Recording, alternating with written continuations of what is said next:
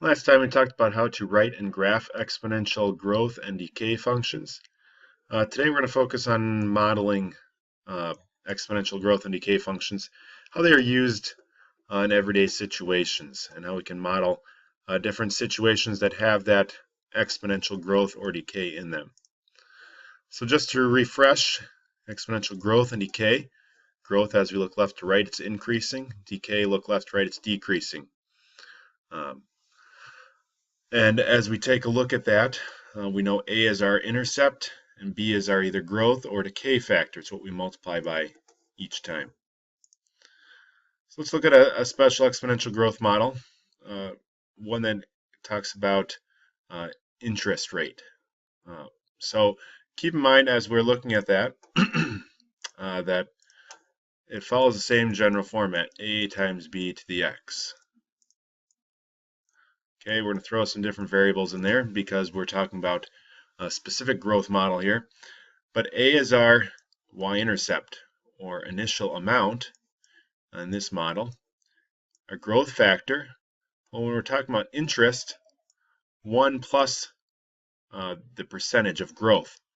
Because when you're growing, you keep 100% of what you put in, plus the extra interest percentage. And what are we doing each time? We're multiplying t, the time period, how many times that interest gets calculated. So let's take a look at this example, the collector car. The owner of the 1953 Hudson Hornet convertible sold the car at an auction. The owner bought it in 1984 when its value was $11,000. The value of the car increased at a rate of 6.9% per year. So we want to write a function that models this value over time. So y equals a times our initial amount. What's the initial amount? $11,000 was how much it was purchased for, or what its value was.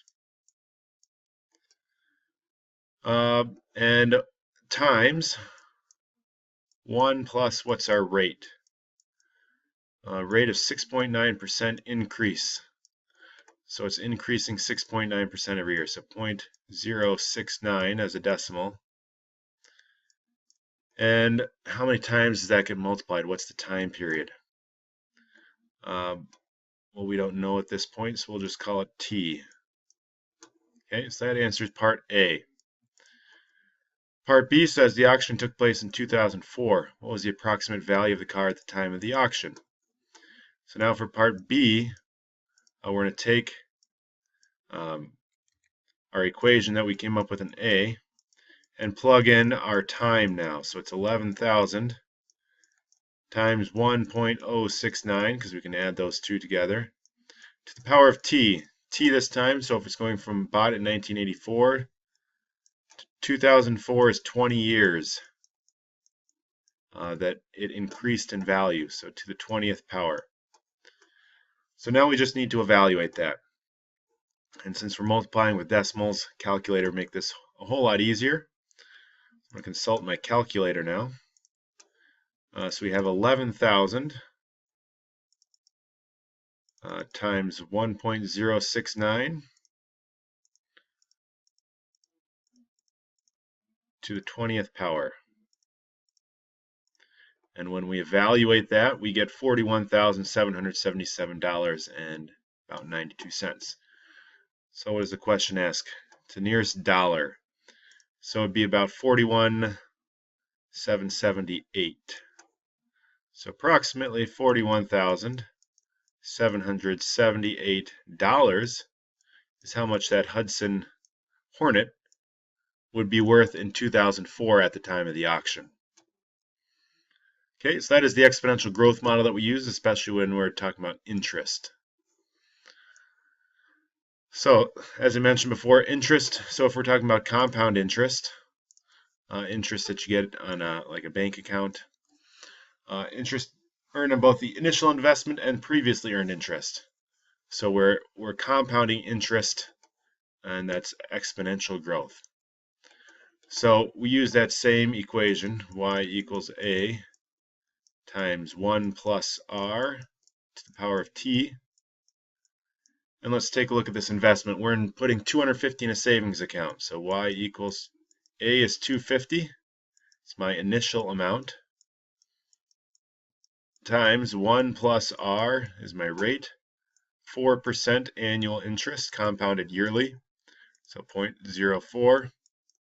The power of t, don't make any deposits or withdrawals, so this is the only amount, in 10 years. I use 10 because it's compounding yearly. It takes interest once a year, so I'm multiplying 10 times. So 250 times 1.04 to the 10th power. So I can go back to my calculator. 250 times 1.04 to the 10th power. And that will give me a value of $370.06. So I could say my investment would be worth $370.06. So that's kind of the neat thing about putting your money in a bank, is that you don't have to do anything to it, but it just gains money. You gained $120 over 10 years by doing absolutely nothing, just putting your money in the bank. And just imagine, the more you put in, and if you're putting more in every year, that investment is going to grow even faster, because you're giving that amount more to grow by, more to multiply by.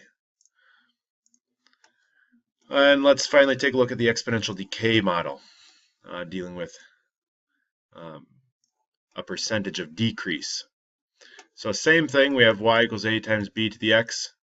A is our initial amount, and when we're decaying, we're shrinking by a certain rate, so we subtract that from 1. So if we're decaying by 20%, we really multiply by 80% every year, and t is the time period. So the number of acres of ponderosa pine forest decreased in the western United States from 1963 to 2002 by 0.5% annually. In 1963, there were about 41 million acres of ponderosa pine forests. So the question asks us to consider a function that models the number of acres of ponderosa pine forest. So if we want to model that, we know it won't be an exactly perfect equation. It's not going to be exactly true, because in real life the situations aren't always exact, the numbers that we model, but it gives us an idea, and if we were to make predictions off this, we'd have a good idea. So our initial amount, in 1963 there were 41 million acres. I don't want to write 41 million, so I'll just write 41 and realize that my answer will be in millions, times 1 minus r. My rate is 0.5%, so that's 0.005, small percentage, to the t.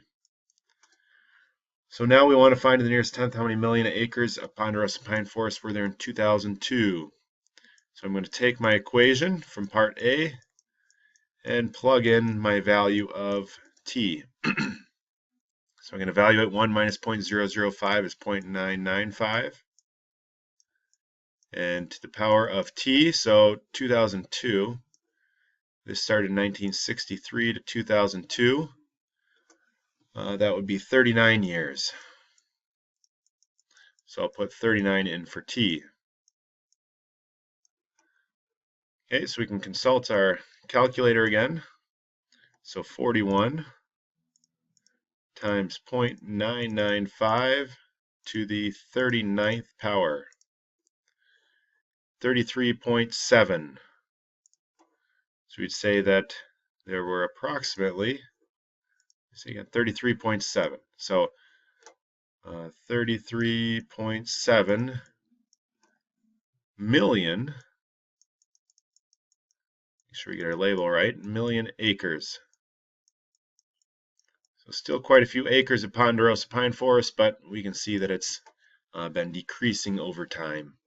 We see that it's really, by now, it's dropped about a quarter of what it was originally. So a little percentage over time adds up over 39 years. So basically what we talked about today is expanding on the exponential growth and decay models, and using those in situations that model in a real world, real life situations. You'll do some more work with that in your practice.